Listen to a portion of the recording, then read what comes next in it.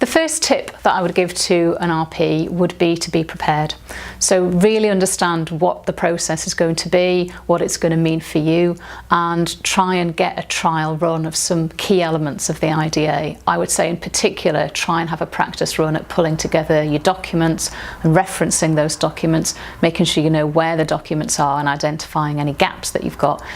And I think the second thing I would suggest is having a practice run of some interviews, particularly perhaps for the non-executive who perhaps might feel a little bit more unsure about some of the things that they might need to cover in an interview. The second thing that I would say would be around making sure that as an organisation you get your story straight.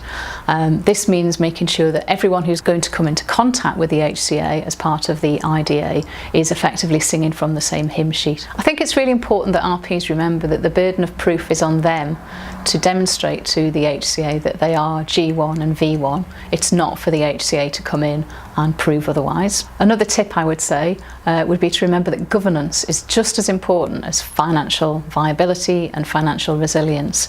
And if we look at some of the very recent downgrades that have come directly as a result of an IDA, the vast majority of those have been for governance. Stress testing is a really key area that the HCA will look at as part of their IDA, and it's very, very important that RPs can triangulate their stress testing with their risks and with their business plan, what I like to call the golden triangle, and making sure that all of those three things are joined up and that they're not activities that are being undertaken in isolation. RPs also need to make sure that they understand in advance what their key areas of risk are. Those are what the IDA will look into in more detail. RPs know their businesses better than anybody else, so should be able to anticipate in advance which areas it is that an IDA will want to dive deeper into.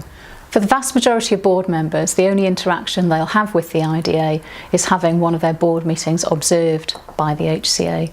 And so it's really important then that board members are fully prepared, have thought in advance about how they're going to behave in that meeting, and make sure that they give a really, really good picture of an organisation that's well run, that's a tight ship, and that's very well governed.